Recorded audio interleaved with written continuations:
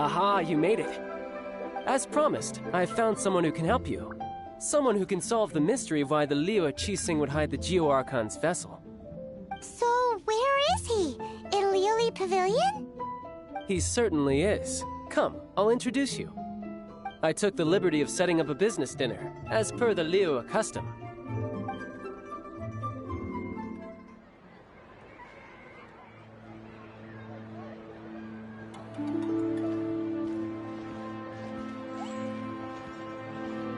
Welcome back, sir.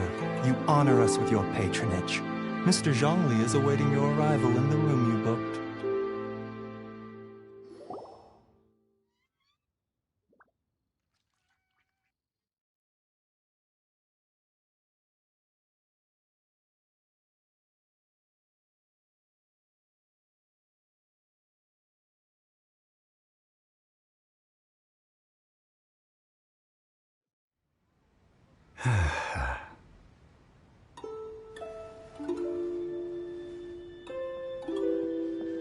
Hi.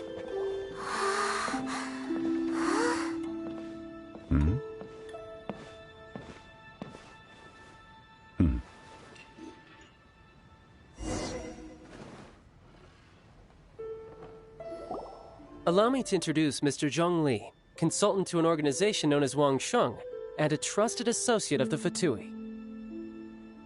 Indeed, Wang Sheng's line of work can be sensitive at times. Let's just say they understand when discretion is needed. And we, the Fatui, have always been glad to do business with friends who walk in the shadows. Walk in the shadows? It is an honor to meet you. I have heard tell of you from Mondstadt. Discretion? Shadows? Is Wang Sheng some kind of business involving dealing with people? Indeed. It is as you have guessed. The Wang Sheng Funeral Parlor organizes burials. We ensure that those who pass on do so in peace. Huh? Did you think he was some sort of hired killer? The Fatui calls many such people friends, but the Wang Sheng Funeral Parlor does not dabble in such business. Well, ostensibly. Well, they are still... I shouldn't say too much. In any case, I brought you to meet Mr. Zhongli because... Because I can bring you to see Rex Lapis's vessel. What? Don't be so surprised. Sure, the GeoArchon's body has been squirreled away by order of the Tianquan Ningguang. But first, let's hear what Mr. Zhongli has to say, shall we? Rex Lapis may be the prime of Adepti, but he is ultimately an Adeptus. Many Adepti have left us over the millennia. This is the inexorable trend. The times have changed. You must have felt it too when you were at Jueyun Karst.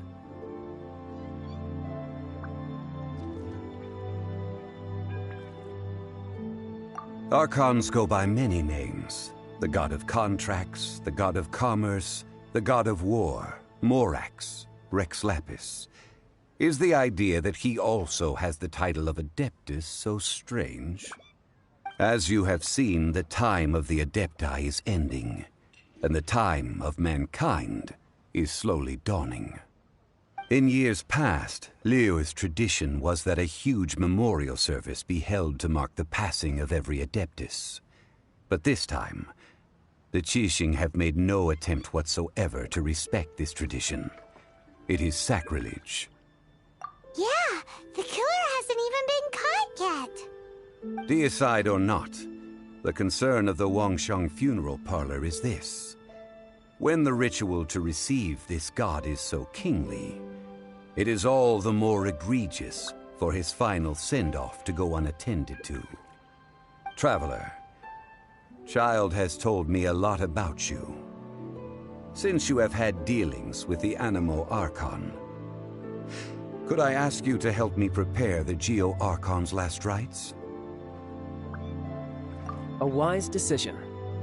The Tianquan Ningguang has forbidden anyone from accessing Rex Lapis's vessel, which of course you would need to access if you were to achieve your goal of meeting all of the 7. Precisely. Only by participating in the rite of parting will you be able to see the form of Rex Lapis again. If we are agreed, come with me. We will speak of the details as we walk. All right, my bridge building work here is done. Turned out well, didn't it? You can go if you want to. Don't worry about me. I might just have a few more drinks and get acquainted with these things they call chopsticks in the meantime.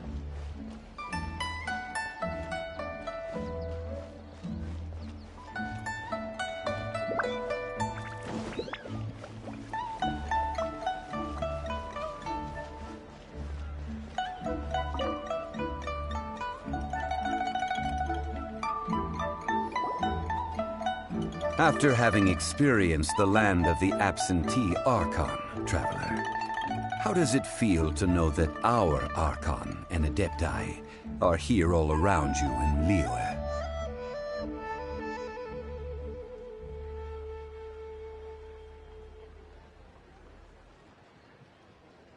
Indeed. The weight of 3,700 years' worth of history runs deepest in the true divinity of Liyue. Organizing the rite of parting should prove to be an enlightening part of your travels. Liyue is the most prosperous of the 7 nations, defended by deities and ruled by the Qixing. As such, the diplomatic maneuverings of the Fatui have gained no purchase here. Ningguang of the Qixing has always been on her guard against the Fatui. That is in all likelihood why Child wants to make use of the Wangsheng funeral parlor's connections. Huh. What would Child get out of us doing the rite of parting anyway? I neither know nor do I wish to know. As far as I am concerned, the Fatui are merely financial sponsors. I only wish for Liyue's traditions to endure. These are the advance funds that Child has provided. If you use them up, you can go to him to apply for any subsequent funding. Wow! Well then, let us be off. The first step in our preparations shall be to obtain some prized Noctilucous jade worthy of a deity.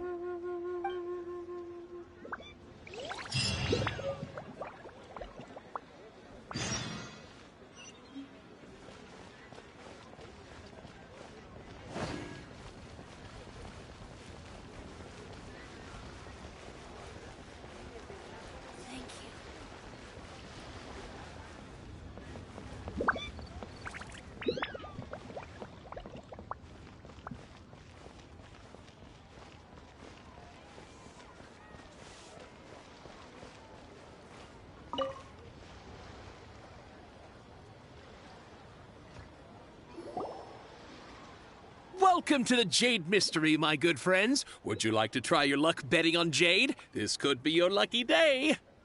It's cheap and it's fun, and who knows, you just might strike it rich. Betting? No, we're here for... what was it again? Noctilucous jade, of radiant grade at the very least. Radiant grade, Noctilucous jade? I see. You're not a tourist. My apologies. I have some here for your perusal. What do you think? The Jade Mystery is an old name in the jade business. Just look at that wonderful quality. Rex Lapis doesn't often bless us with such finery. Go on, pick whichever one you like. These 3 pieces really do look pretty. Not like the ones you usually dig up. But how do we pick? Should we just grab one and go? Oh? You want me to decide? That is fine as well. If it were me, the answer would be simple. Oh? And that would be... I'll take them all, boss. Oh, you act with such panache, good sir. I always knew you were not a man of ordinary caliber. Oh, wait, boss! That one didn't count! We need to discuss it again!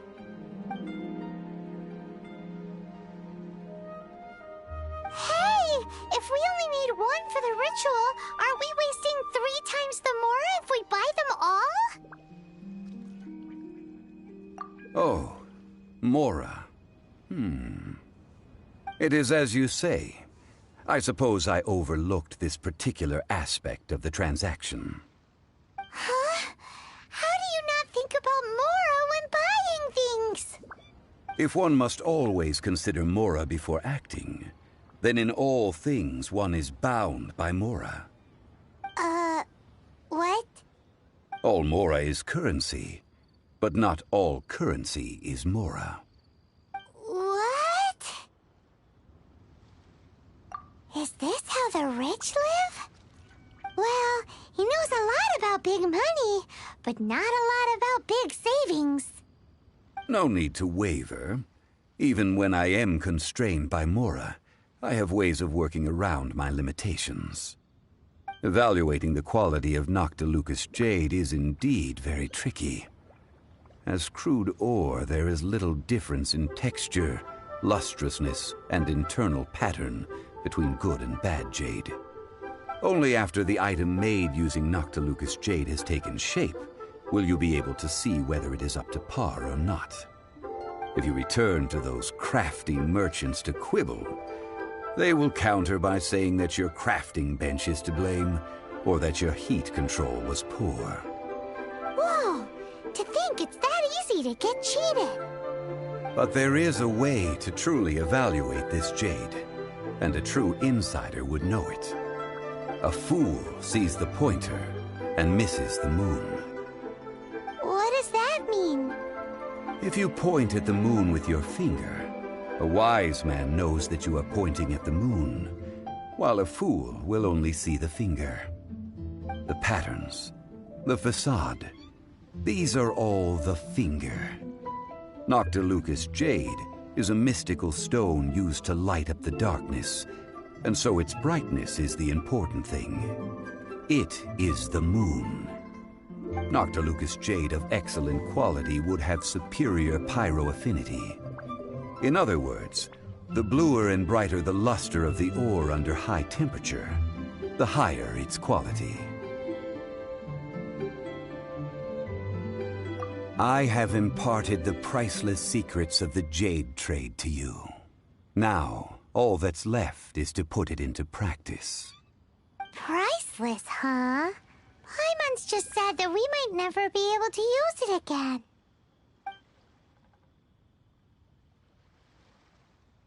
We're back to buy some rocks, boss. But can you let us burn them first? Burn them? You can't do that, my friends. If you were to do so, what would I have to sell? That would... well... fine. As you wish, then. How about this? I can take a small sample of all three.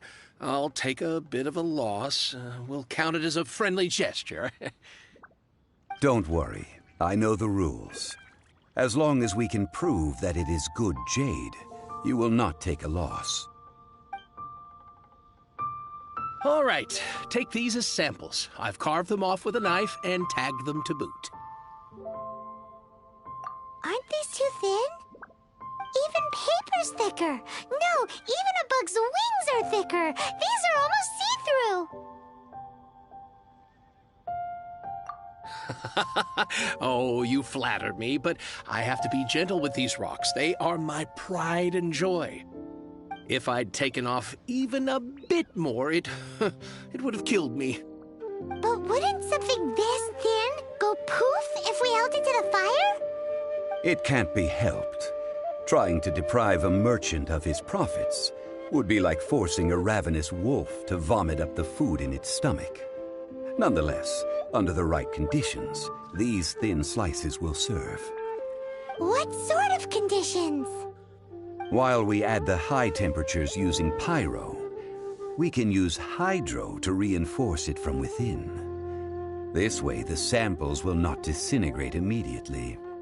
Oh, sir, to think you were this learned.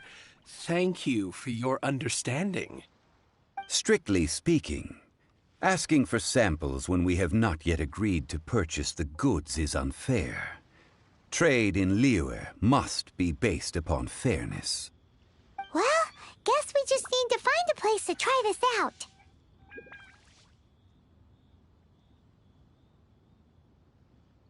You mean at One Mean Restaurant? As long as we do it when she's not in. That would not do. It is a place where people come and go. They would be endangered if the elemental reaction were to get out of control. We cannot take such a risk. Oh, Paimon remembers we once saw this big pot down at the Dada Upa Gorge in the camp of the Hilly Churls from the Meaty tribe. It's real sturdy and should be able to take the elemental reactions. Now, let's pack those samples up and make a move.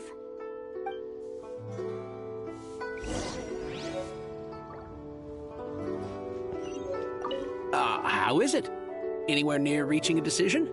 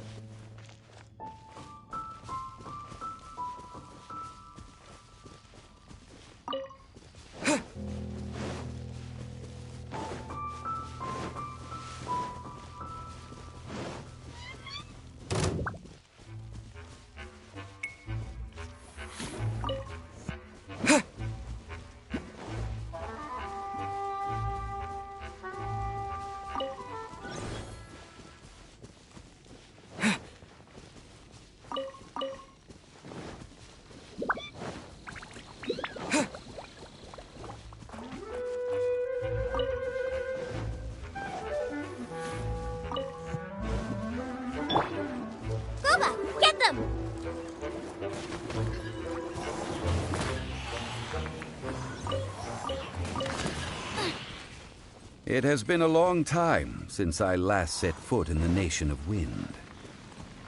A friend of mine from Mondstadt would always bring a few bottles of locally brewed dandelion wine whenever he came to visit me in Liyue. It must be said that the famed liquor of the land of pastorals is far better than Sumeru's frigid snake wine.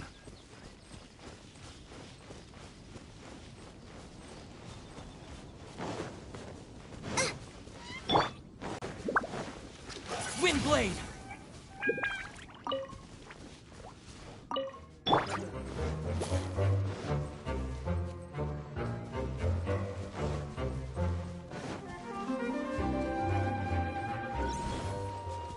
That's the pot! It looks like the hilly trolls are still using it. It's a bit impolite, but we gotta cut the line.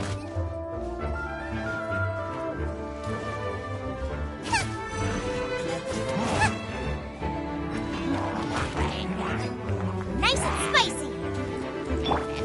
Let the show begin. A touch of frost!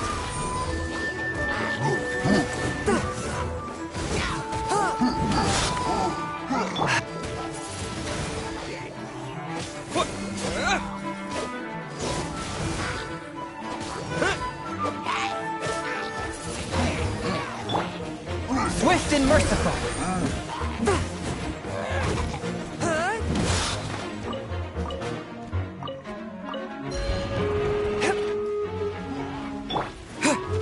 Windblade!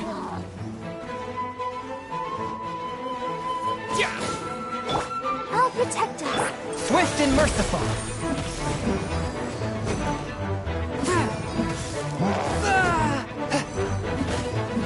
Submit for judgment!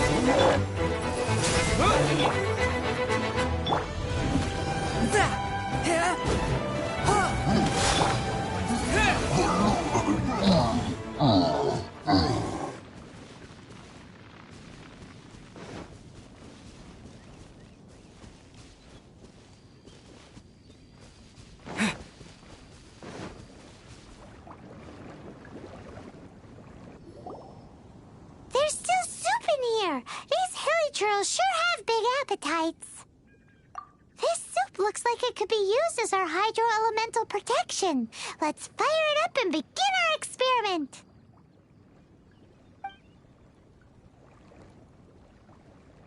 We're ready to go. Paimon will help remember which one of the three is which. Use pyro to keep making the pot hotter until we get the results we need.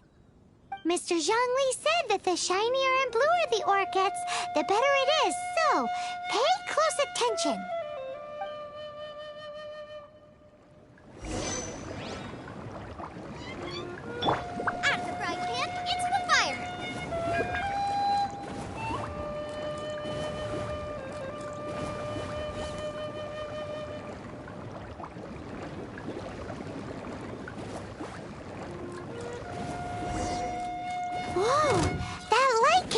first Noctilucous Jade. Hilichurls are surrounding us again. Were they attracted by the light? Such nosy neighbors. Let's take care of them and continue again after. Nice and spicy. I'll protect us.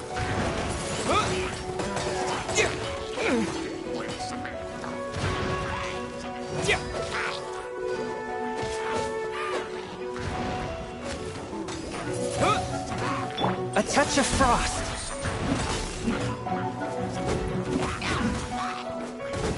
At the frying pan.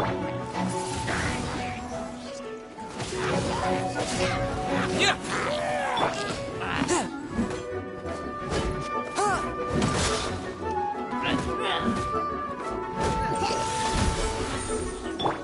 Nice and spicy. I'll protect us.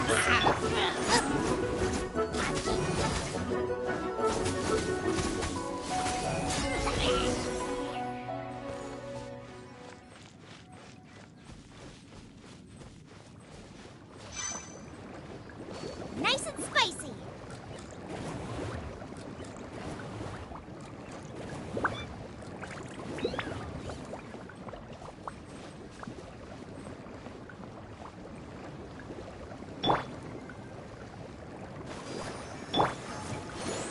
Out of the frying pan, into the fire.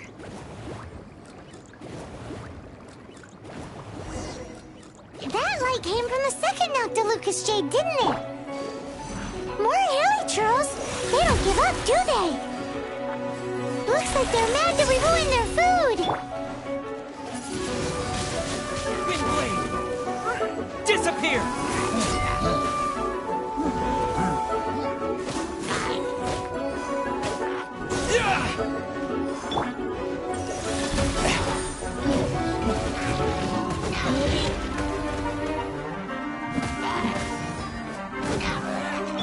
Boba, get them!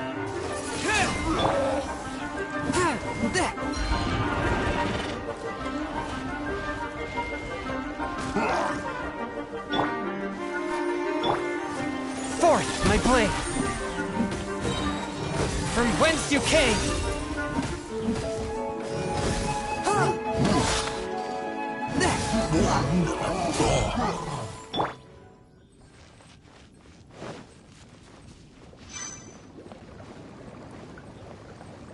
Boba, get them!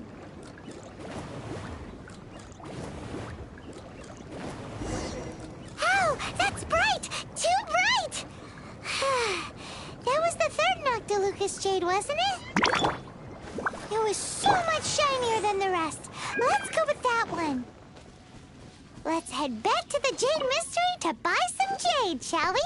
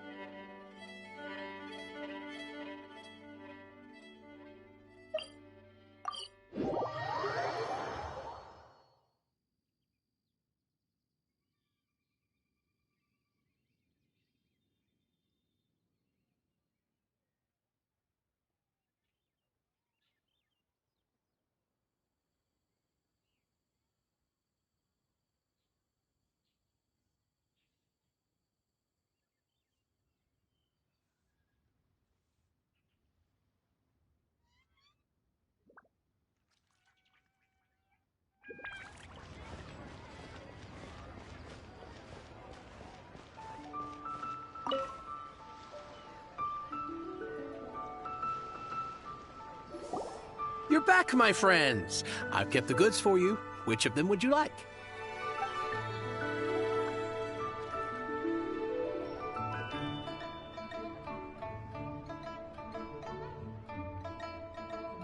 Huh?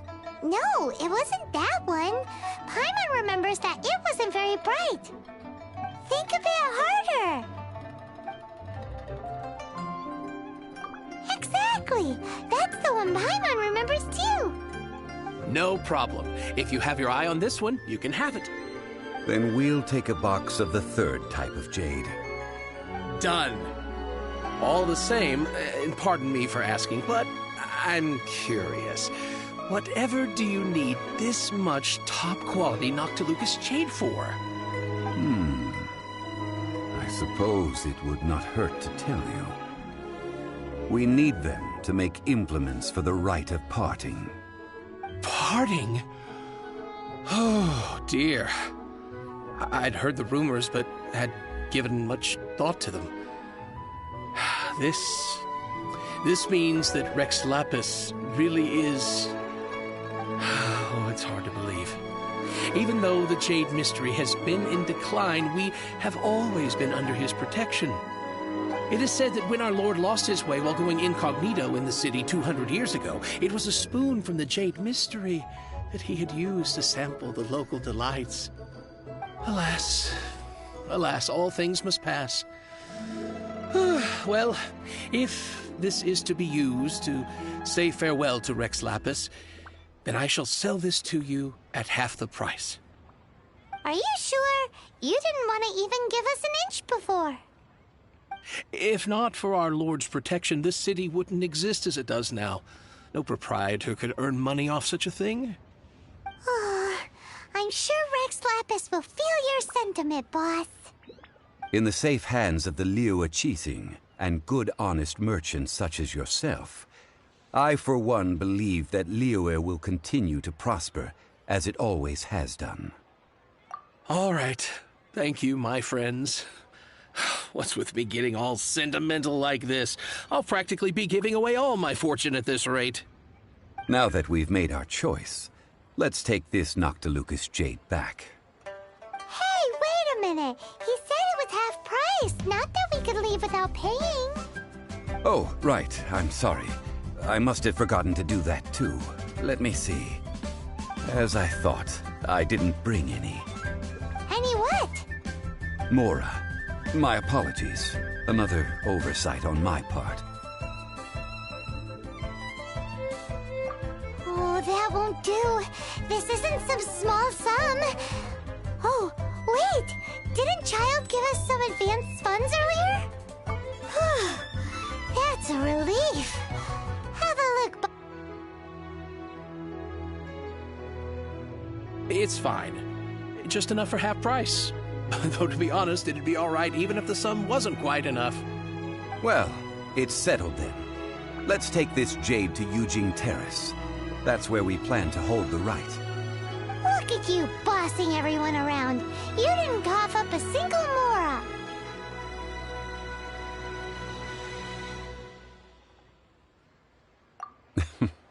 I will do my best. You have my thanks.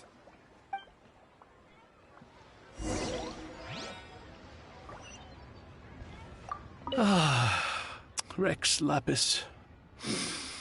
Rex Lapis.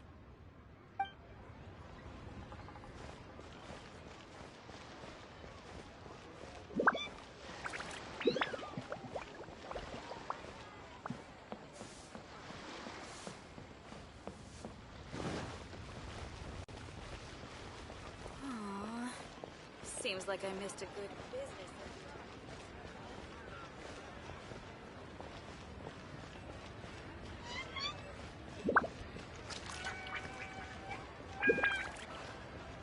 Auto reconfiguration is an essential.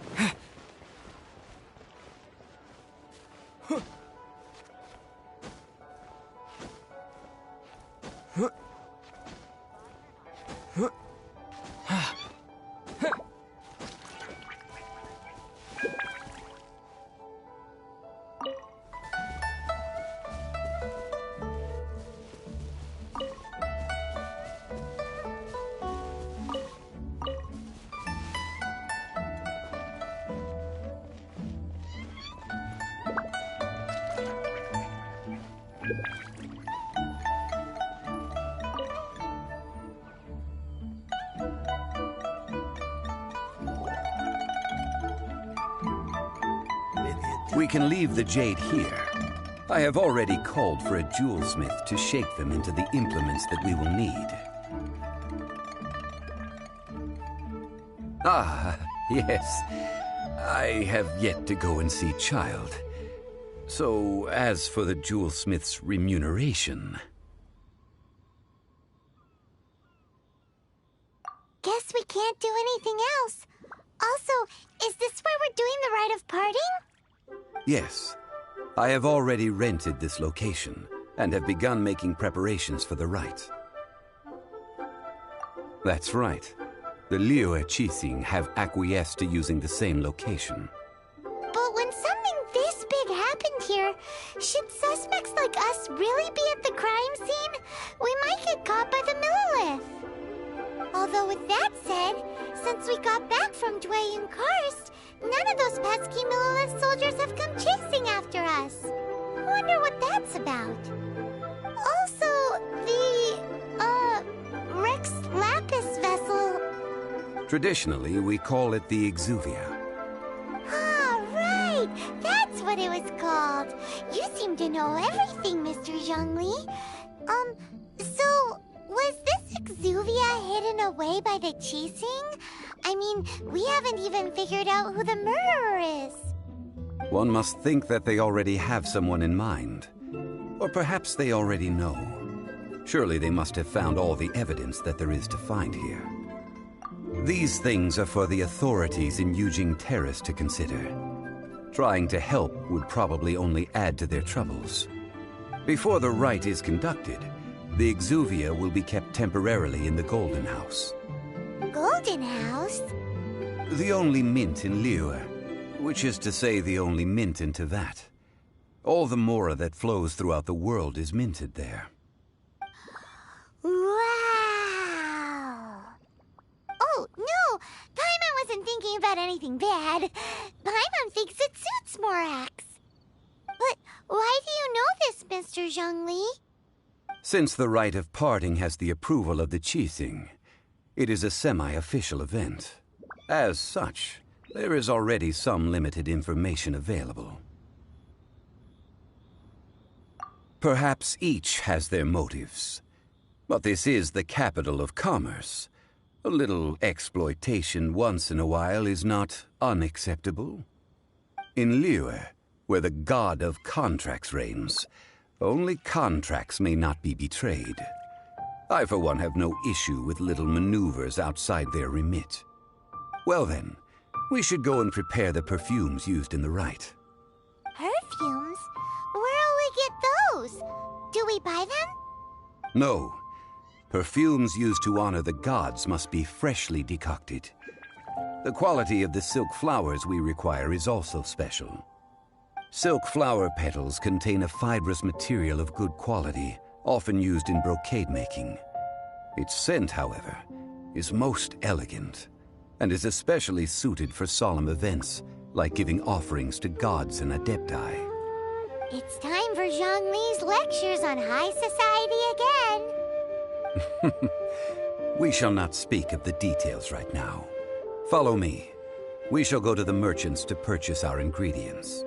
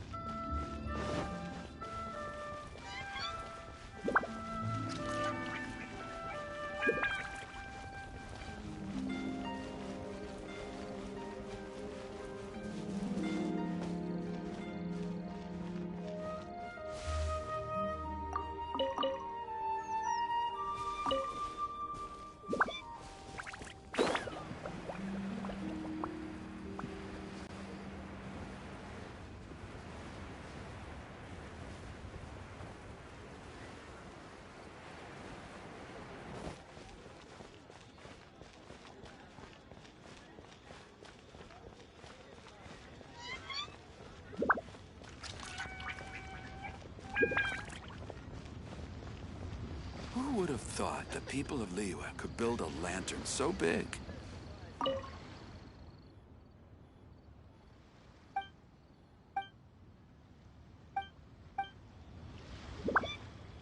This is the Lantern Rite Gala.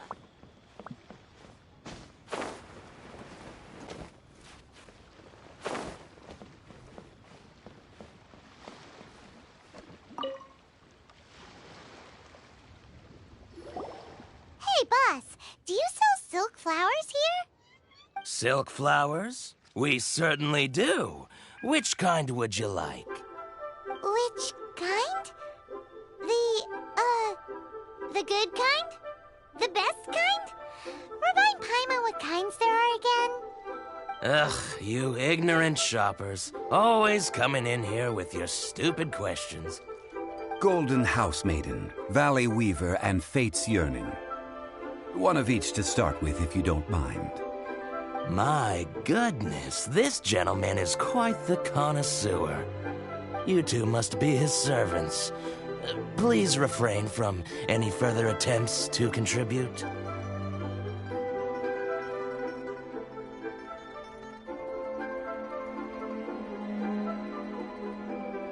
Now then, please peruse at your leisure. Do let me know if you have any further thoughts. Silk flowers exhibit different properties based on how their environmental conditions differ from their ancestral habitat. Nevertheless, these are fine specimens, excellently preserved. Just look at the abundant foliage here, and these stamens, glamorous as a maiden of the Golden House. This strain is an evergreen, and mostly grows under complex hydrological conditions. By contrast, this variety thrives in any dark, damp location, often in large clusters. Morphologically, it is distinguished by the profusion of petals and densely packed stamens, though its powerful scent gives it away just as easily. Lastly, this strain is quite the recluse.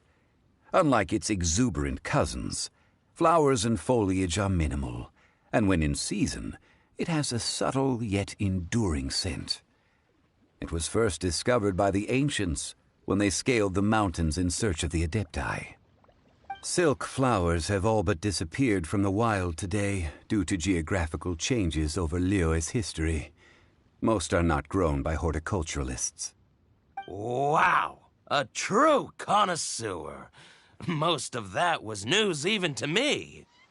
I possess but a smattering of trivial knowledge. My traveler friend is the one to watch. They are on track to set foot in every corner of the world. Oh, Mr. Zhongli, you're way too humble. So, which silk flower did you want anyway? I'll take them all, boss. Again? How can I put this?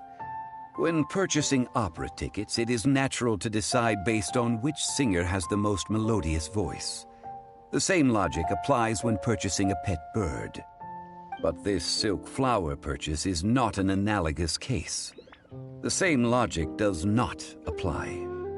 Perhaps you don't know. Tradition states that we should decoct perfume from different subspecies of silk flower when making an offering to a statue of the seven. Rex Lapis will then make his own choice between the scents. Like several other tedious and complicated traditions, this one has become simplified over time. But this is the only rite of parting to take place for one of the seven in 3,700 years. As such, I do think we should honor tradition down to the last detail in this case. Now that's settled, a question. Do you have any Mora on you? You forgot to bring money again? Zhongli.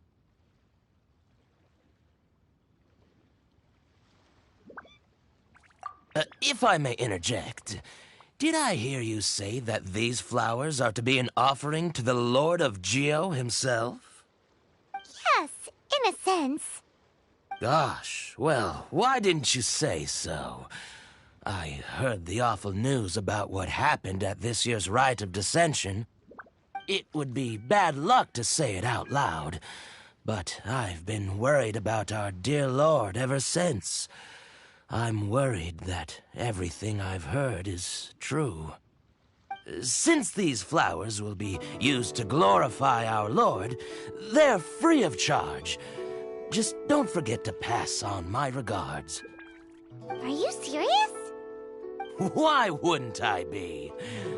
I would be nobody if not for Rex Lapis. If he hadn't written those poems in praise of my wares, they'd only be worth a fraction of what I can sell them for today. Huh. So much folklore here revolves around Liyue's deity making cameo appearances in support of local businesses. Thank you, boss.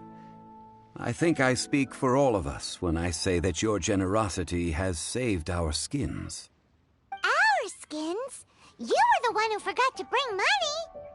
Please, it's the least I could do.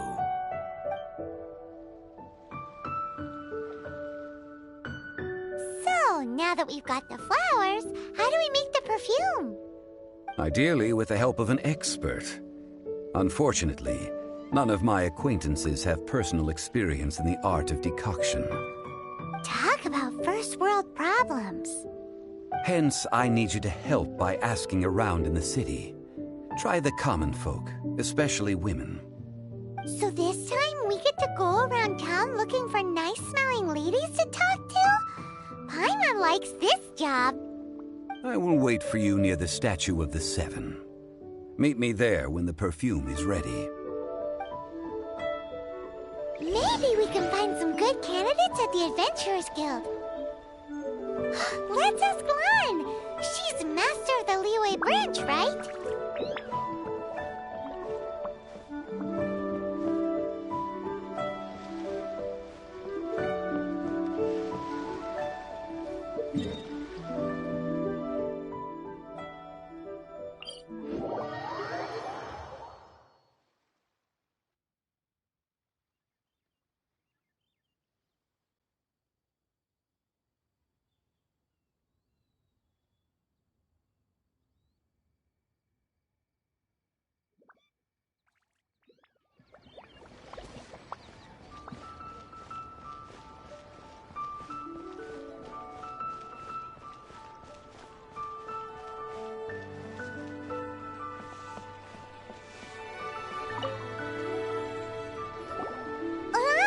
We need to ask you for a favor. I stopped accepting commissions a long time ago. Sorry, you two, but you'll just have to ask another adventurer. Oh, it's not that kind of favor. It's just a teeny tiny thing. Wow. Just wow. I'm just going to assume that you're either joking or being sarcastic. To be fair, I put a lot of effort into my appearance for someone who spends all their time in the great outdoors. But I smell great? Don't be ridiculous. Well, Paimon thinks you smell amazing. So come on, Lan. What's your secret if not perfume? Now that you mention it, yes, there is something. What is that scent? Oh, it must be from the Qingxing flowers I picked on the way back. I forgot I still had them with me. Aha! The truth is out. Lan's got a soft spot for wildflowers. No, they were for medicinal use only. Anyway, this is a pointless conversation. If you want to know about perfume, try talking to Qimei. The fortune teller, right? Paimon remembers she smells pretty good. Thanks, Lan. See you around.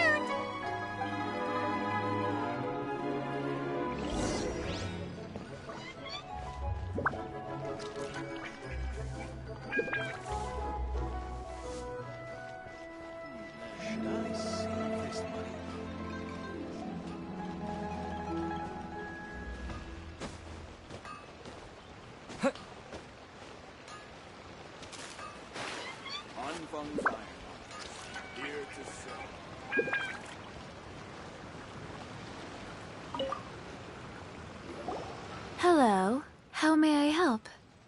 We've come to ask you a question. Sorry, you caught me off guard. Most people aren't so direct. I think we need more time to get to know each other. We just wanted to know what perfume you normally use. Oh, well, I don't actually use any. That said, some of the cosmetics I use are scented. Perhaps that's the cause of this confusion. Since I usually set up my stall by the docks, I avoid perfume like the plague, because Celestia forbid those lusty sailors catch a whiff and come hunting for the source. That's the worst thing Paimon's heard all day. While we're on the subject, have you never heard anyone mention LiyueArchon's homemade perfume? Ying-air? Oh, as in scent of spring Ying-air? Yes, that's her. Many a rich family's daughter has gotten her to make perfume for them. Apparently, her homemade product is better than anything you'll find on the market. Great! This is just the intel we need. Finally, we're getting somewhere.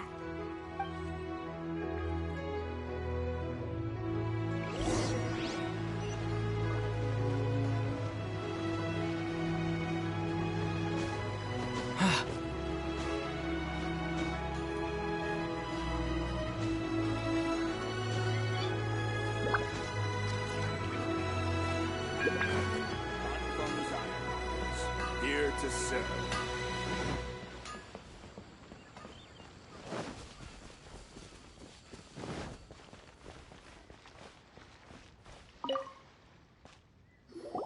Well, hello. You found me at last. I've been waiting for you. What? How did you know we were coming?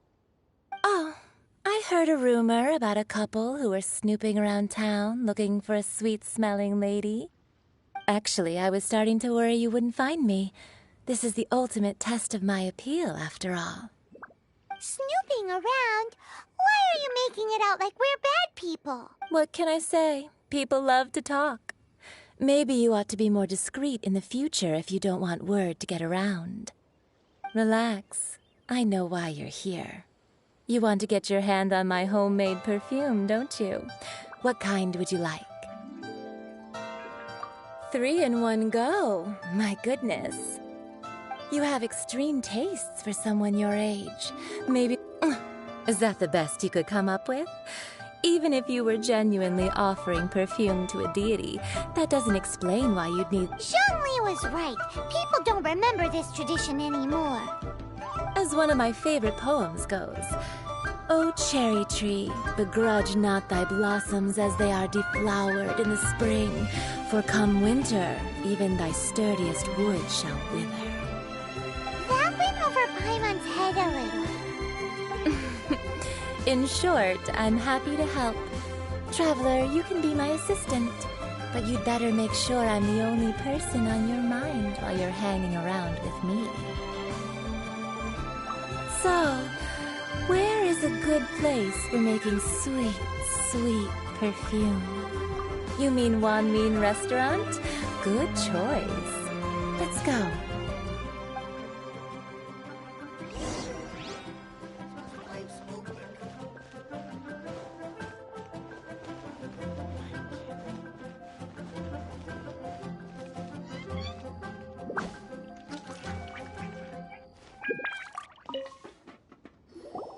I've had a word with Chef Mao. We can start work now. Are you ready to please me? What did you say? I meant make me proud, as my assistant, obviously. While I'm setting up, you can go and fetch some water. Do you have any special snacks on offer during Lantern Rite? Try something new at the Wanmin restaurant. Cheap and tasty chop suey!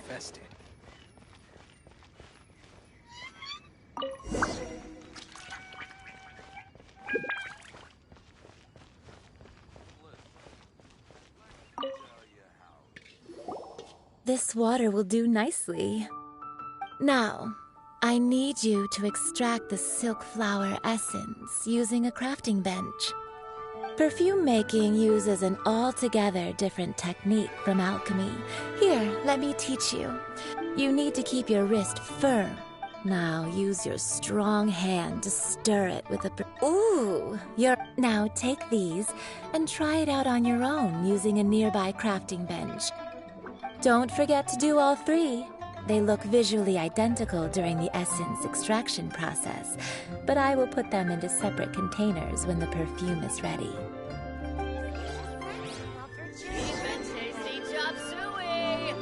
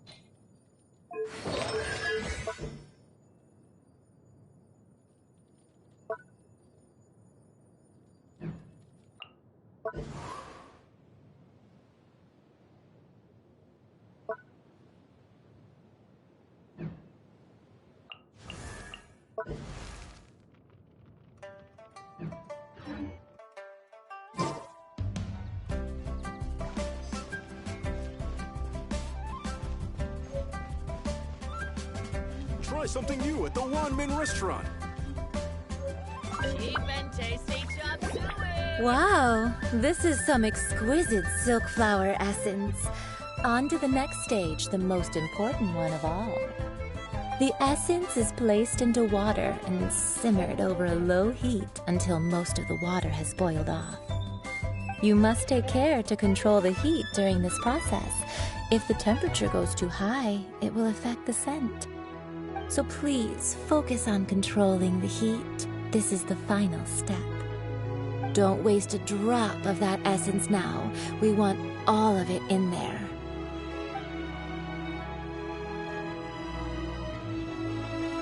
All three perfumes are ready, and you, my friend, were a wonderful assistant. A testament to the lengths you will go to for romance. It's so rare to see nowadays.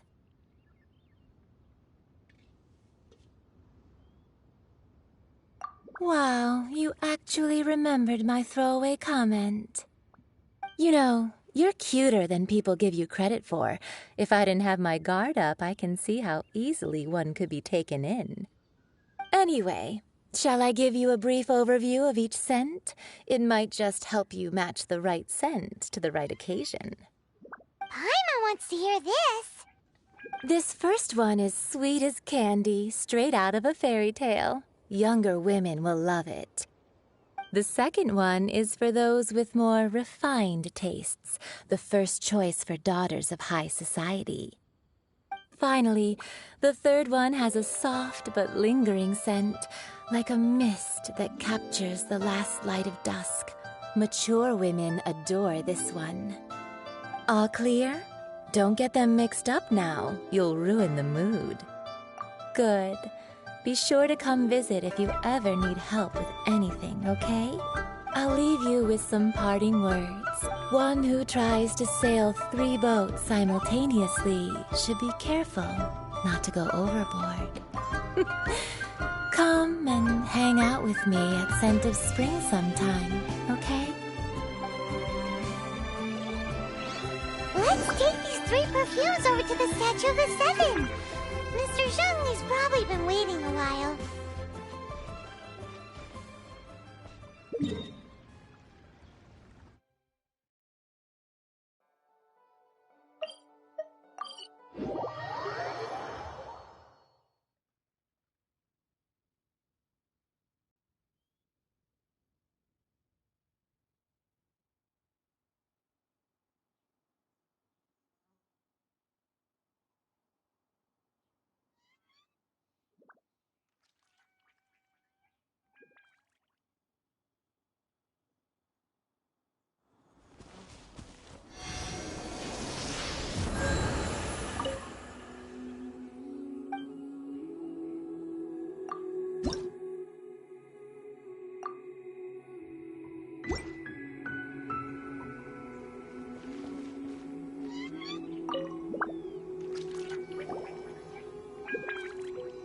We've brought the perfumes, Mr. Zhongli. Did we take too long? You were just staring up at the statue.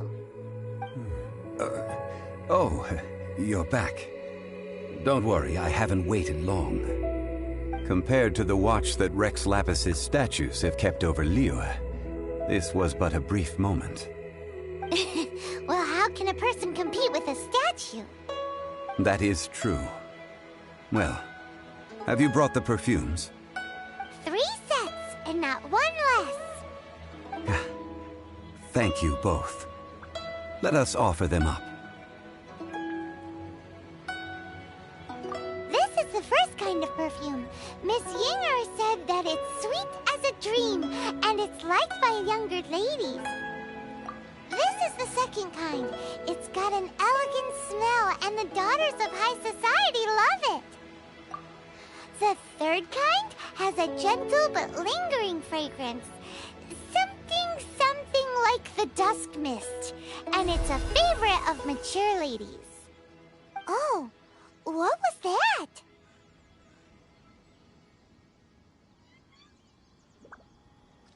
That's the one older ladies like, right? Does that mean that Rex Lapis is actually an older lady?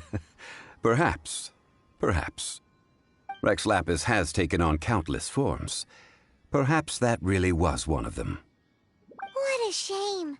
We only got to see the giant dragon form, and... Let's hope the Gensin can catch the real killer. We can leave that to the authorities. Let us focus on the fond farewell for Rex Lapis.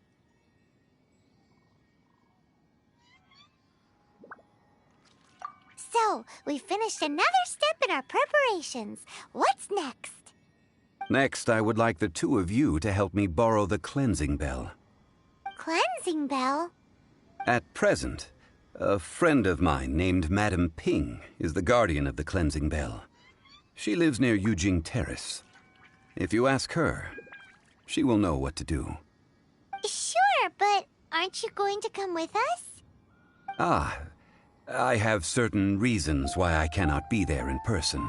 Please, do this for me.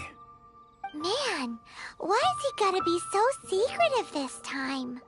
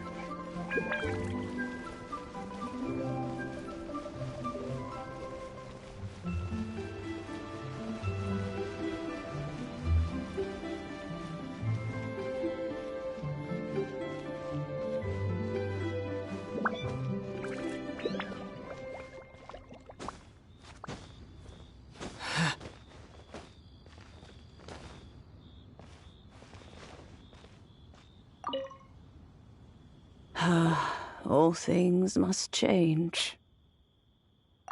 It's nothing. It's nothing. I just thought it a great shame that so many of these glazed lilies have wilted. What happened to them? Back in my day, people said that glazed lilies can read human hearts. If they heard beautiful sounds like laughter and singing, they would also bloom joyfully. But if they heard too much wild gossip or slander, they would quickly wither away. So that means these flowers feel what's happening in Liyue? Yes, the rumors of Rex Lapis's death are no small matter. They are everywhere. Some say it was a Fatui plot. Others say that the Chising made it all up.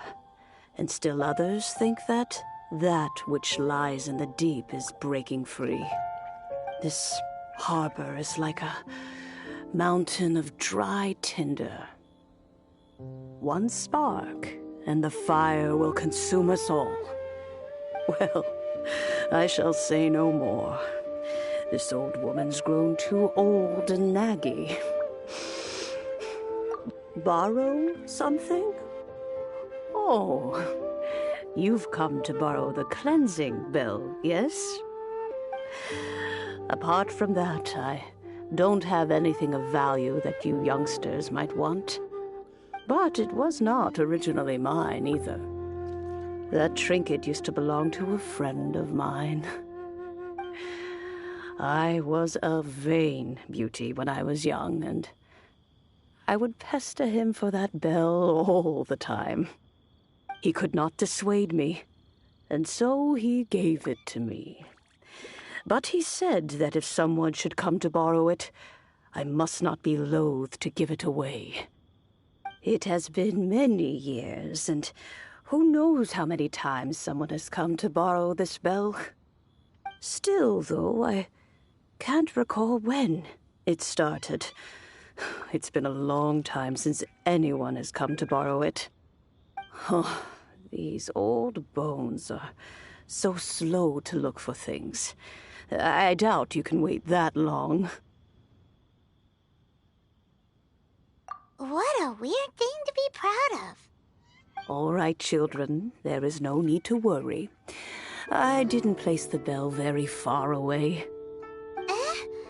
Do you live near here, Granny? Whoa, but this is Eugene Terrace. It's gotta be expensive. Oh, an old lady like me can't afford to buy a place in this city. See this ceramic teapot? My entire household is in here. How does that work?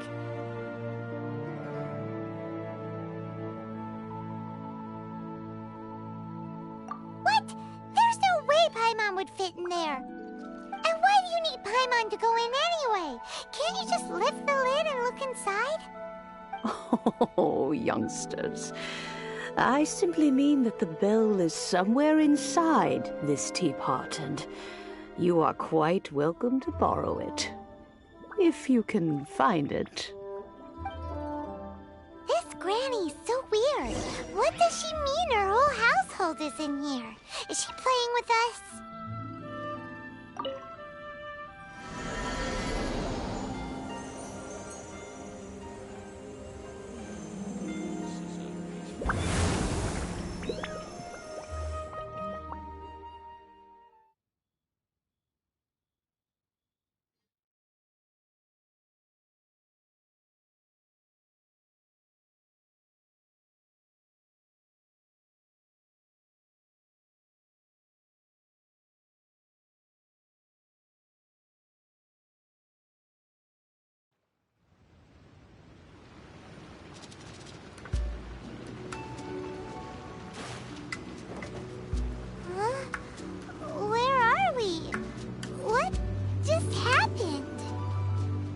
Youngsters, this is where this old woman keeps all her things.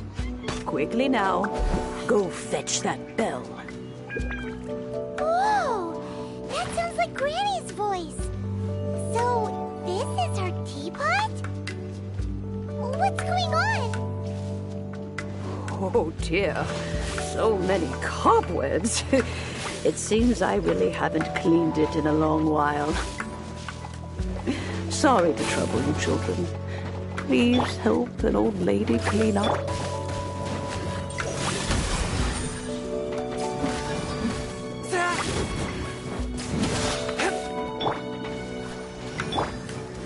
Windblade!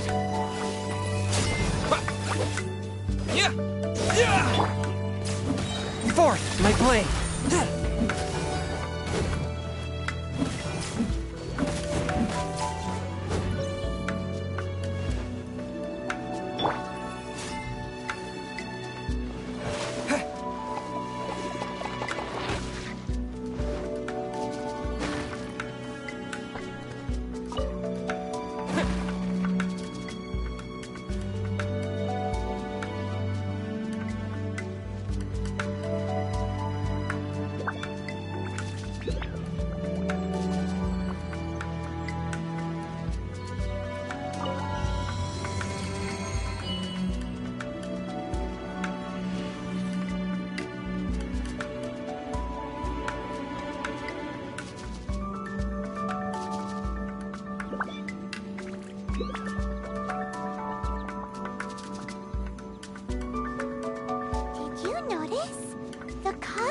Were made of elemental energy. How long has it been since Granny last swept this place?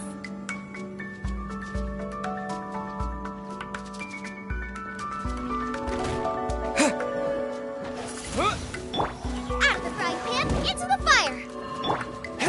Forth, my blade! Submit for judgment! I'll protect us.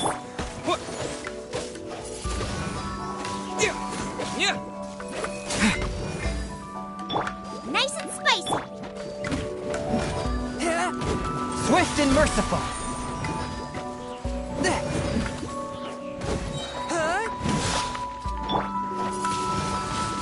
Windblade!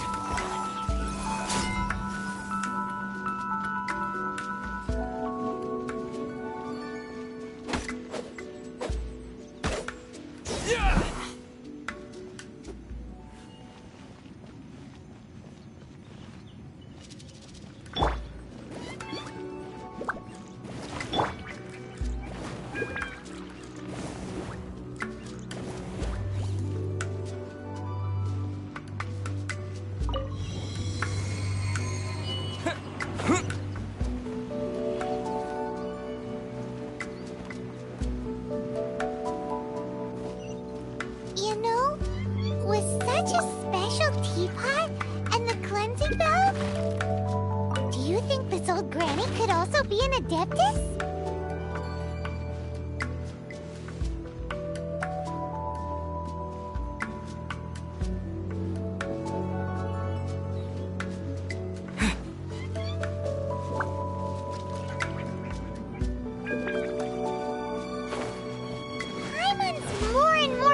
That she's an adeptus. But don't they all live in Killian Karst? Why would she stay in the city?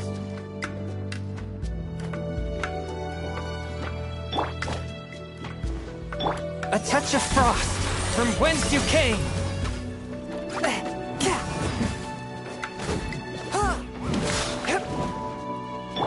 Out of the frying pan, into the fire! That really hurt! Eat this!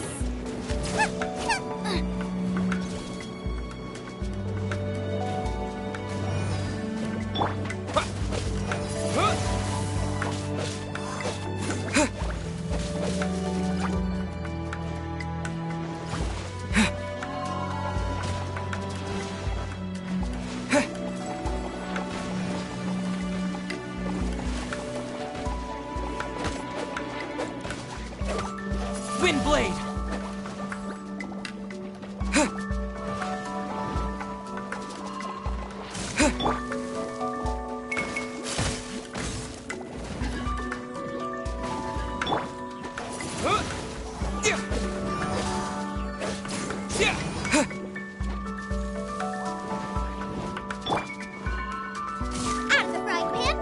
fire! Race you!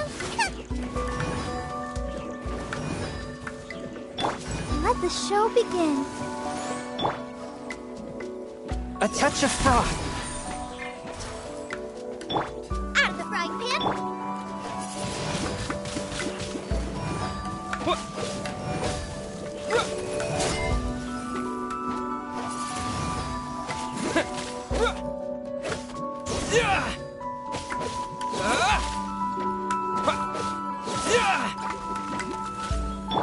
Goba, get them! Submit for judgment. Swift and merciful.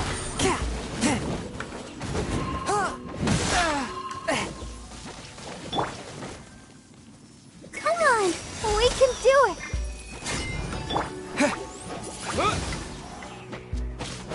With the wind. Goba, get them! Eat this!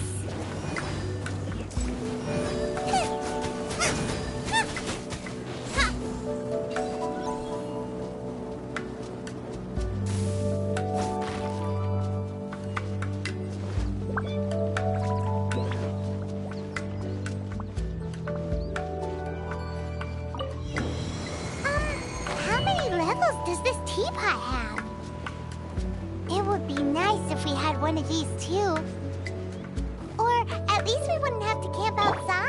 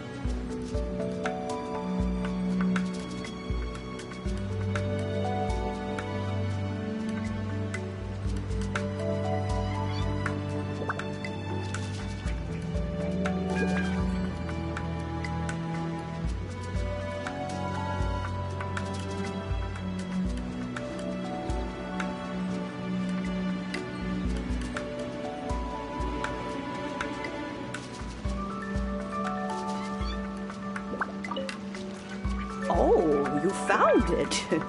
Youngsters are so quick on their feet. Oh, now, let me... All right, that'll do. Come on out now, children.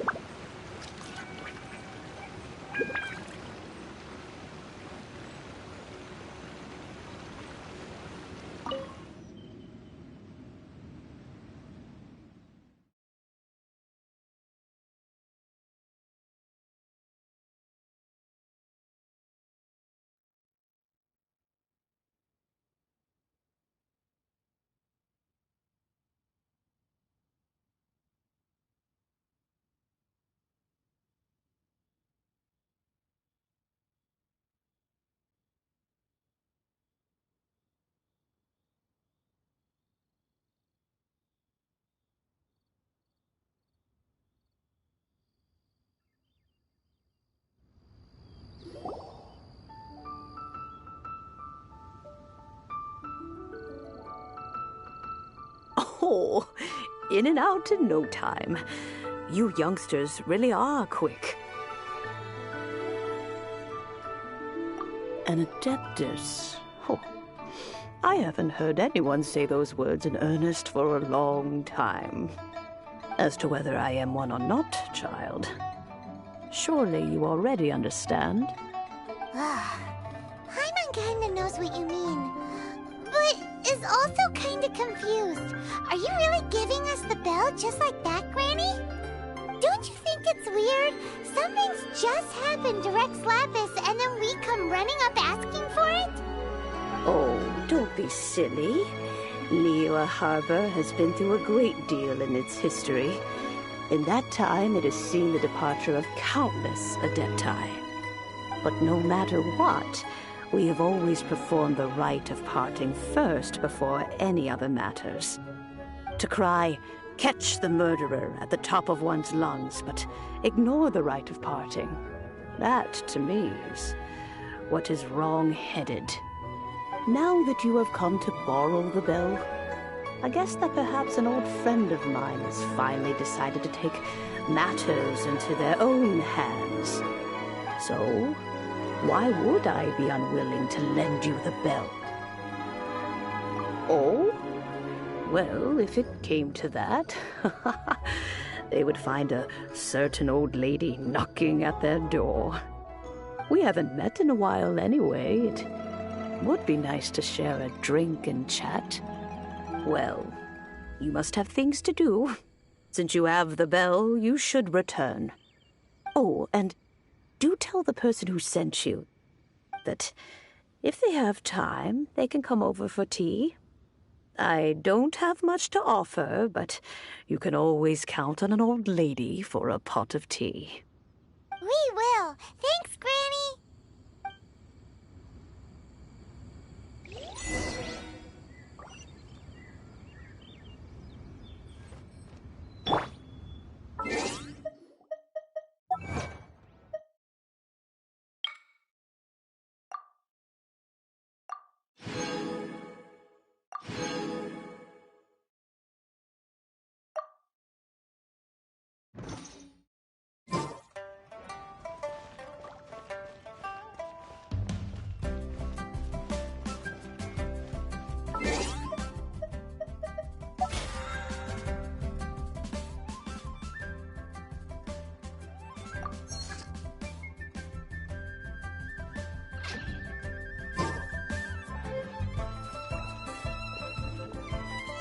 Please be mindful.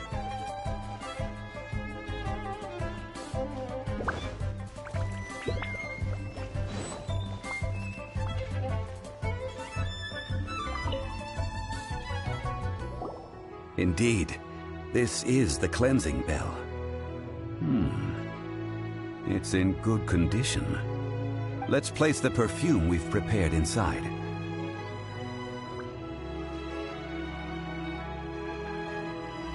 Of course. How would I know that the bell was with her otherwise? That's suspicious. But if you don't want to talk about it, we won't pry. Oh, yes, that old granny asked us to tell you something. If you have the time, you can come over for tea. I don't have much to offer, but you can always count on an old lady for a pot of tea. That tone does not suit you. Still, her teapot is indeed very good. There are none better for brewing tea. When a suitable time arrives, I'll bring a spot of fine tea and pay her a visit. So what's the next step in our preparations? Next, we need to purchase kites. Ooh, Paimon loves kites! Are you taking us kite flying? Is this our break time? No. Kites are children's toys, yes. But they also play various symbolic roles in Liyue's rituals. I will explain it to you. But our next course of action should probably be to purchase the kites first. Oh, sure. Curiouser and curiouser.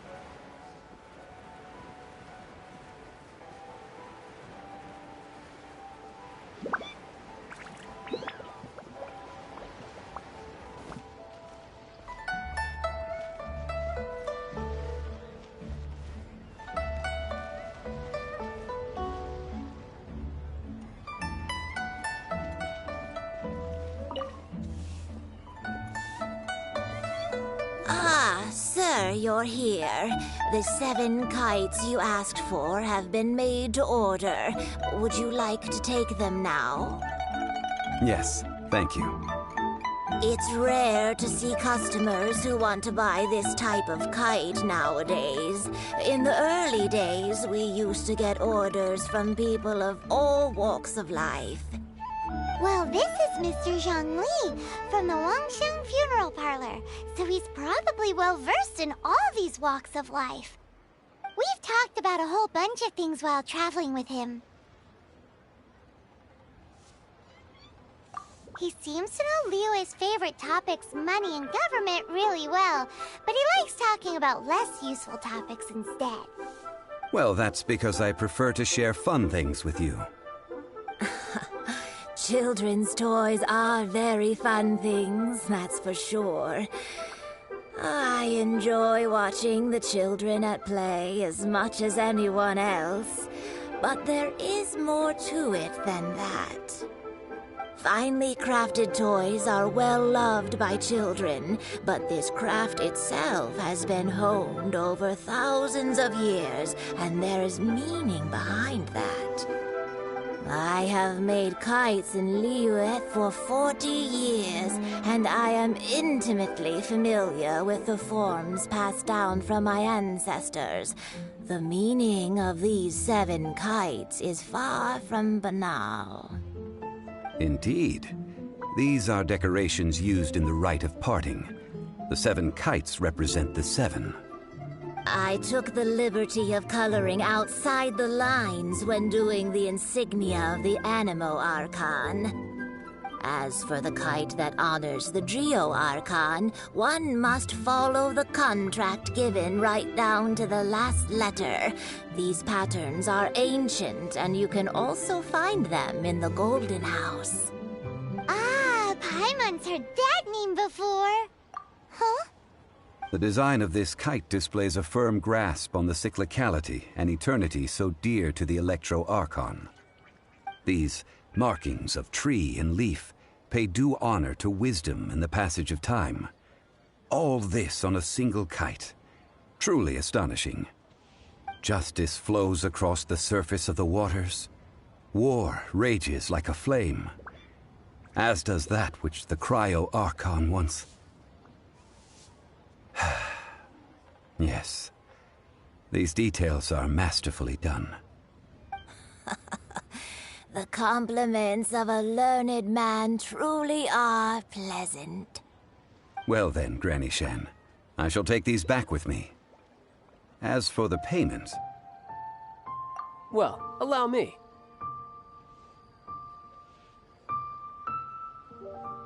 Hey, it's Child! No way. I was just passing through. I see Mr. Zhongli's the same as ever. When paying, well, when getting others to pay for him, he neither looks at the price tag nor his wallet.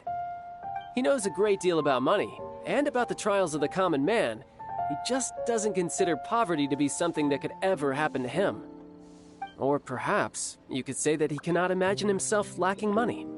How has he not died of hunger yet? Child, you are as fond of jokes as ever. Well then, since we've purchased our kites without incident, there's no need to take a break before moving to the next step in our preparations. The rite of parting requires helping hands as well as materials. We should be able to find some people near the harbor. Oh, by the way, take this bag of money. You probably won't want to let Zhongli do the bargaining, if you know what I mean. Seems I missed out on some interesting information. I suppose I'll just have to find a more opportune moment next time.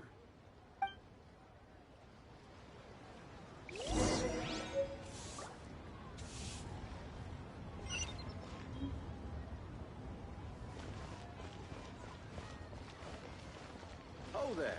Come and see these rare and precious curios. Listen, let me tell you how it is. Hiring help? Sure. But let me just say first that I'm a reserve member of the Adventurers Guild. I take adventuring commissions, but I don't do anything clerical. Adventure? Venturing into the mountains to capture a few crystal flies seems adventurous enough. Eh? That's not hard. Almost a bit too easy for a reserve adventurer. Never mind. I'll only charge you 15,000 Mora. What say you? A most fair price.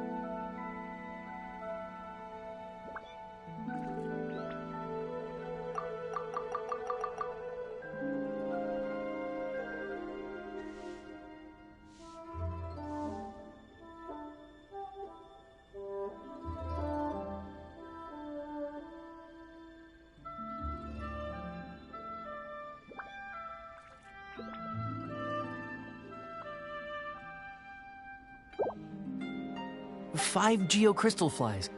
Yes, I do think it's worth about this much. I'll do it.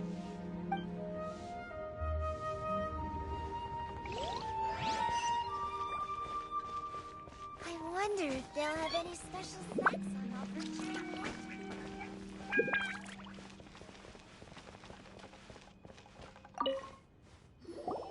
A full day of odd jobs at Eugene Terrace. No problem. 25,000 per day. A fair trade, yes? Whoa, that's expensive. Could you give us a bit of a discount on account of the whole Hero of Mondstadt thing? Hero of Mondstadt? Never heard of them. Well, you may never have heard of this hero, but it seems you've heard of Mora nonetheless. Thus, I will simply pay the whole sum.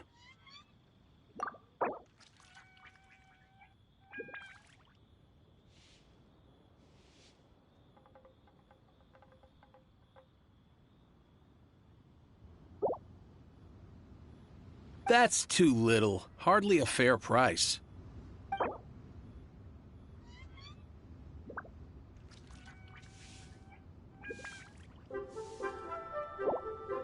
This is too little.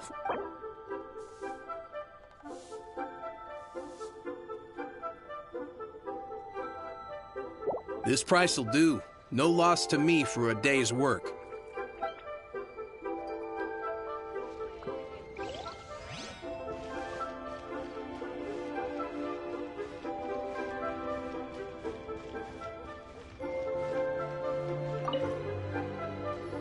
Oh, help? Sure.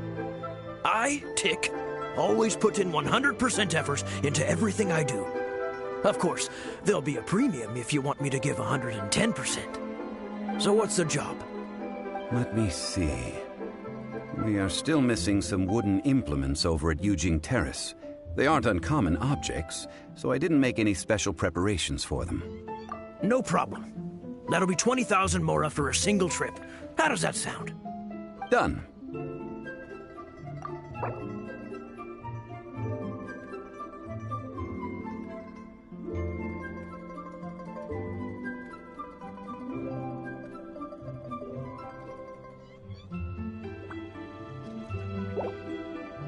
Let me think. Deal. This price is reasonable. I'll hop right to it.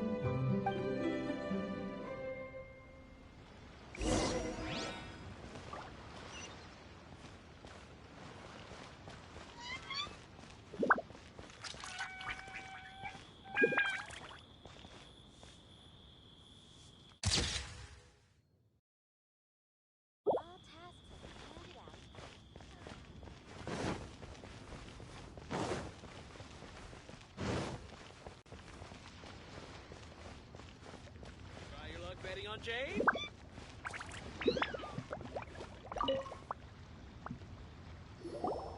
All finished then? Splendid. Any leftover cash is yours to keep. A favor for the Fatui should never go unrewarded. You think you can buy us off with some loose change? No way! Paimon demands to know when the next payment is coming! Well, how does this sound? You give me the information I need, and maybe I'll leave the Northland Bank's vaults open and unattended for half an hour. What info do you need? Huh. Does that mean you know what he's after? Yikes! You're right! Signora! You both need to calm down. I don't know what's gotten into you. Just what is this about?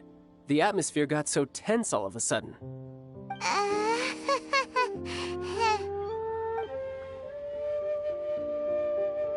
Next, we need some everlasting incense.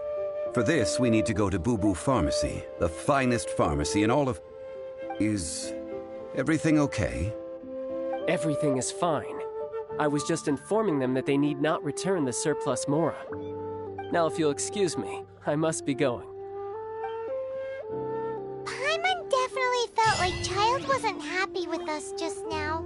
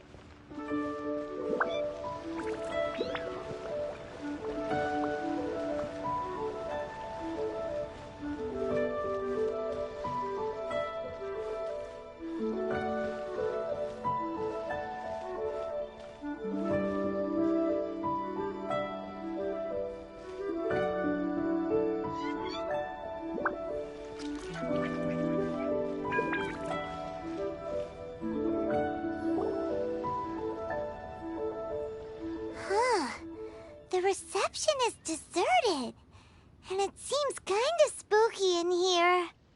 Hello? Is anybody there? Welcome to Boo Boo Pharmacy. Huh? Did you hear that? Where did it come from? The reception, it seems. How about you go check it out, and...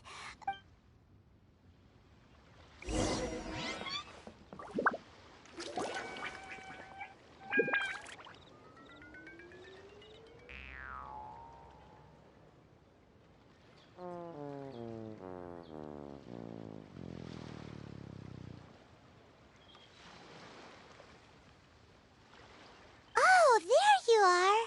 But you can't even reach the counter! Ah, Paimon thinks you might be right! Look at the talisman on her forehead! Welcome to Boo Boo Pharmacy. I am Chi-Chi. Once upon a time, Chi-Chi died. Then, Chi-Chi was saved by the Adepti. Now, Chi-Chi is a zombie. Something like this would be unimaginable in Mondstadt. Hello, little girl. Do you sell everlasting incense here? Excuse me, sir. Did you bring your prescription? Surely no prescription is needed to purchase everlasting incense. It's not a controlled substance. Chi-Chi can get your medicine, but only if you show Chi-Chi your prescription. These are Chi-Chi's orders from Chi-Chi. Zombies are limited to acting within the confines of their orders. And somehow in this case, the zombie issues her own orders to herself. My dear Chi-Chi, we didn't bring a prescription, I'm afraid. But we do hope that you can still help us find some everlasting incense. Okay then. How did you manage that? But Chi-Chi helps you. You help Chi-Chi. Only fair. Since when do customers need to do favors for customer service staff? Never mind. Just think of it as a peer-to-peer transaction. That way everybody wins. Sometimes in Liyue, the art of the deal is simply about victory via mental gymnastics. Go to Mount Tianheng, find the Guizhong Ballista, and hunt a cocoa goat. Please and thank you. Guizhong Ballista. I have heard of this device before. It's a kind of crossbow turret, installed on Mount Tianheng by an adeptus in the distant past. An early mechanical device. Located in Tianheng Pass, it was designed to automatically fire at large monsters, protecting Liyue from external threats. Mr. Zhongli really knows Liyue inside out. Apparently not quite. This is the first I have ever heard of the cocoa goat. The cocoa goat is a legendary animal, an adeptabeast. Did you want to add anything else, or...? No, just that the cocoa goat is a legendary animal, an adeptabeast. What it looks like, don't know. Where to find it, don't know either. Where it came from, also don't know. Very well then. Let's start by investigating near the Guizhong Ballista. Perhaps we will find some clues. What the heck is a cocoa goat?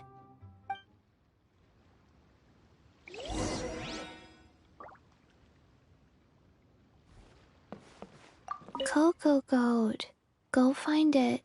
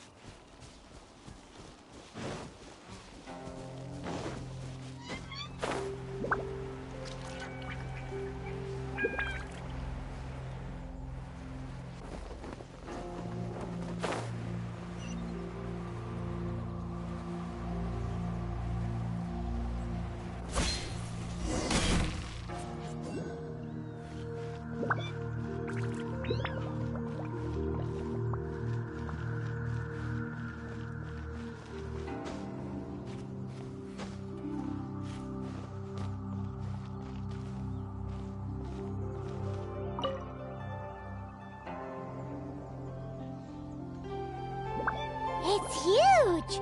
Paimon can totally believe it took an adeptus to build this.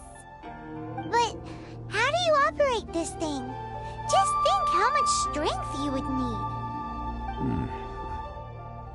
It is currently inoperable in any case. This device is broken. Aw, what? It broke? After millennia of wear and tear, even adepti contraptions are difficult to maintain. So what are we gonna do? Quick, Mr. Zhongli, use your unlimited high society knowledge powers! You almost make it sound like I'm some sort of bourgeois parasite whose only utility lies in providing quaint pieces of trivia on demand. That said, let me think for a moment. Ah, yes. Spare parts were made for the Guizhong Ballista when it was first built, in case it was damaged in battle. As I recall, there is a military supply post from that period somewhere inside the pass. If we can retrieve the spare parts from where they are stored, we may be able to repair the Guizhong ballista. One just needs to understand the basic working principles of the device. So, what you're saying is that you actually understand the working principles?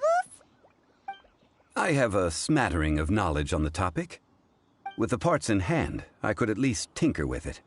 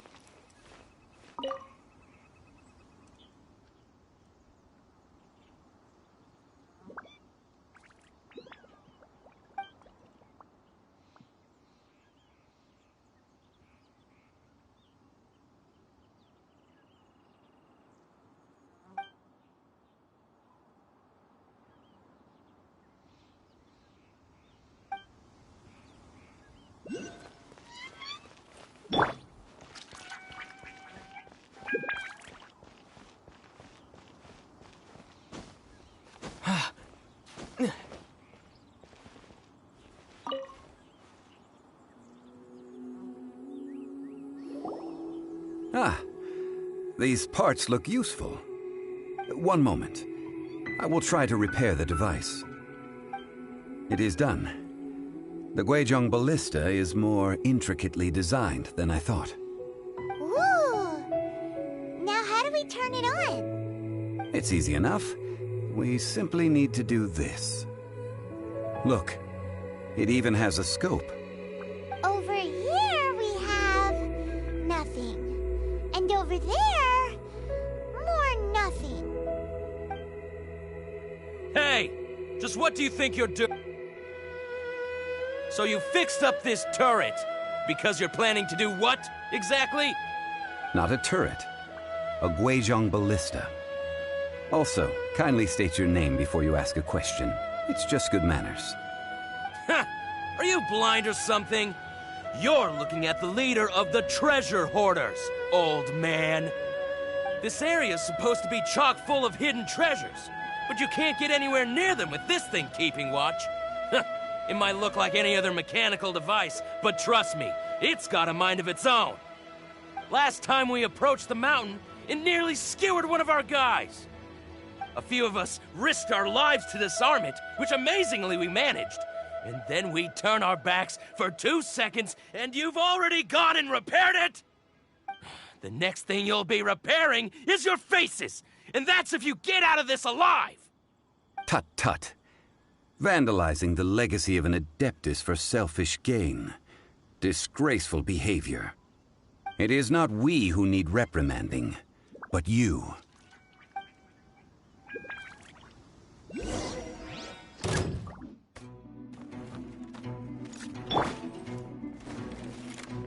Out of the frying pan, into the fire! One with my blade.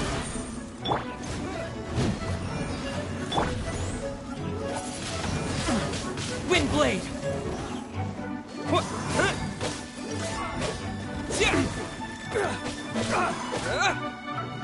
Wind blade. Nice and spicy! One with my blade. Spirit blade. Attack!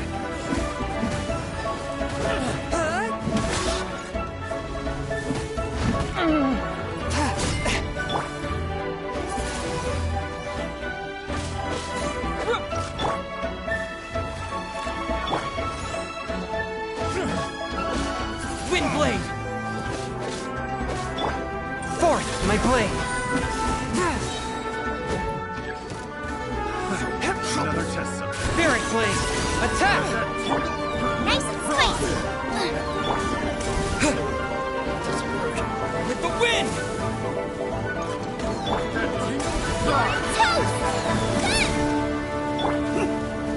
Wind blade!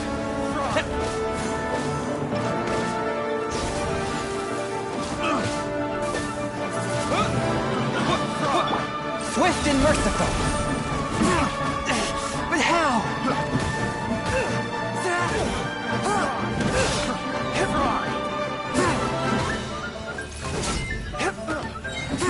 I got careless.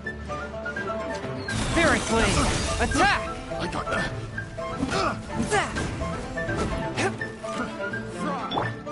of the frying pan, into the fire! I'll protect us.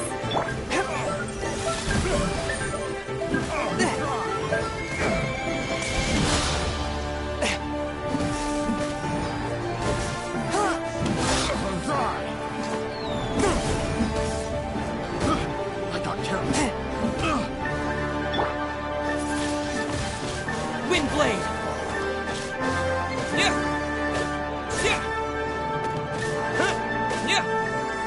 Taste of my hammer. Boba, get them! Submit for judgment! Swift and merciful! Let's dance.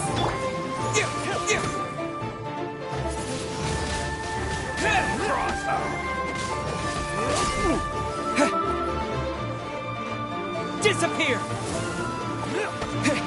You're open.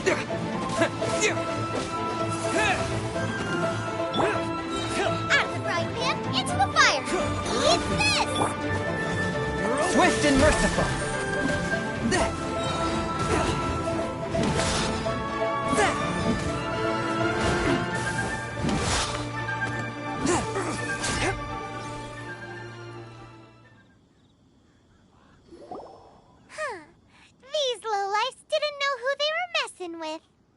Troubling ourselves over this rabble is not worth the time. We should focus on our contract with Chi-Chi. Oh, yeah, that! So we've got the Guizhong ballista working, but where's our Coca Goat? A search using the Guizhong ballista revealed no significant life forms nearby, save for the usual wildlife. What's more, a contraption built using Adeptus technology should have no trouble detecting an Adeptabeast, as Chi-Chi put it. Which means... Paimon wouldn't go that far. We did something positive, right? We won't solve anything while standing here and racking our brains. Let's return to Boo Boo Pharmacy, explain that we could not find a Coco Goat, and review our next step. Good idea. We did our best, and that's what counts.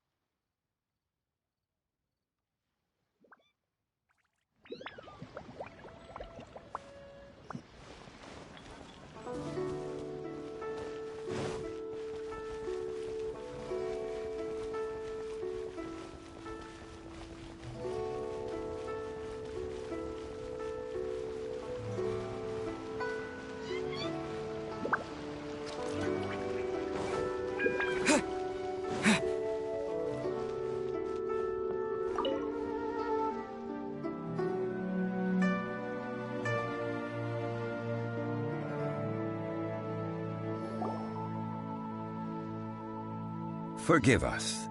We were unable to fulfill our end of the contract. We found no trace of the Coco Goat Adeptabeast of which you speak. What a disappointment. Don't worry about it. But I feel very disappointed. Aw, poor Chi-Chi. Why does Paimon feel so guilty all of a sudden? Coco Goat milk is tasty. So tasty. Much better than normal goat milk. Only an Adeptabeast could make such tasty milk. I'm sorry. I have a poor memory. I cannot remember the name of the milk. That's why I wrote it down. Where did I put it? Ah, here. This is the name. Coconut milk. Huh? I owe you both an apology. I hastily agreed to what appeared to be an equitable agreement with this zombie child, when perhaps I should have undertaken further due diligence. Never mind, Zhongli. You didn't know. As the Liyue proverb goes, all things are random and,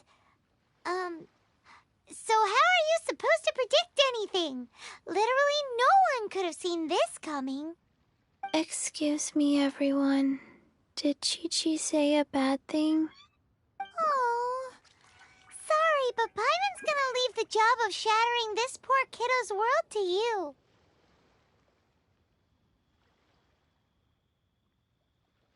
No. Impossible. Seems Chi-Chi took this pretty hard.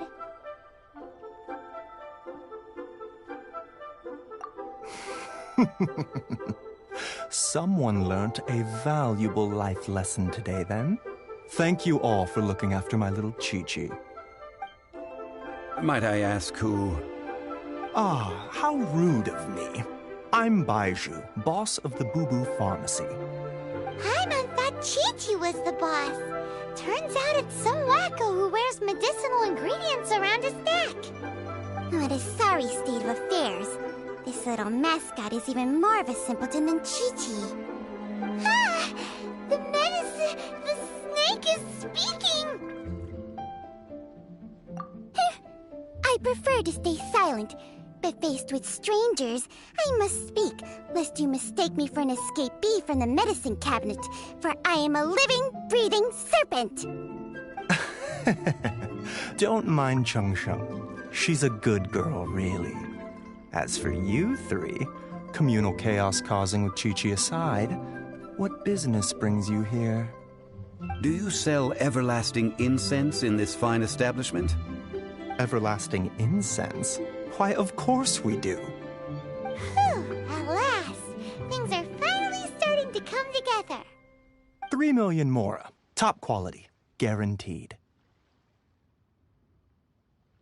You might as well just rob the Golden House.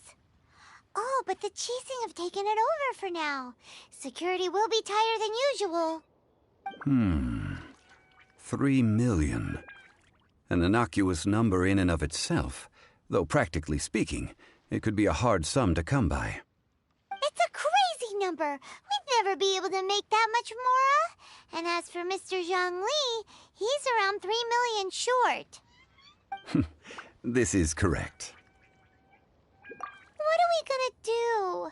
Is this the part where we go crawling back to Child?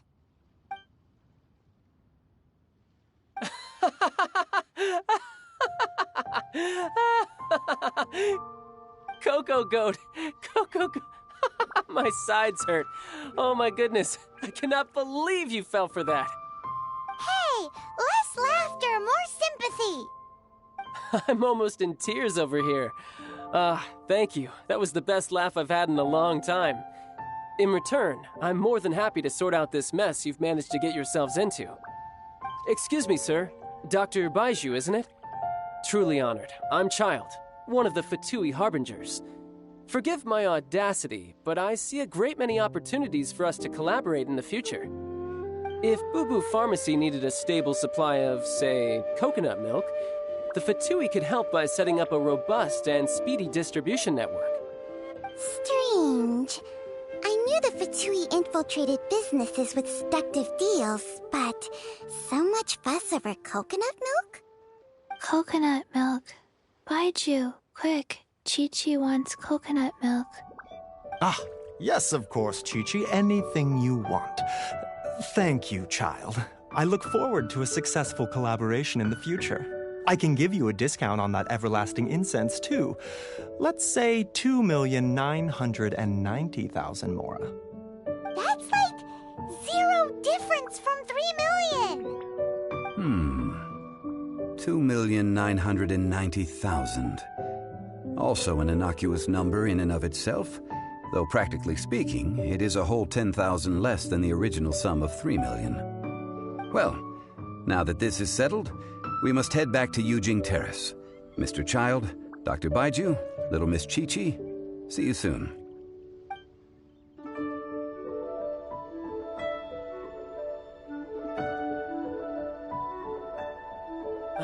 That lot is an absolute riot. Honestly, I can't remember the last time I laughed so hard. So, you've been eavesdropping, I hope? What have I missed?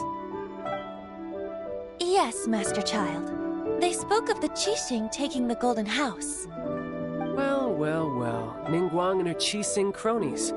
What else would they be hiding in the Golden House, if not the Exuvia? I apologize, but I warned you, didn't I? As the old Liyue saying goes, the walls have ears.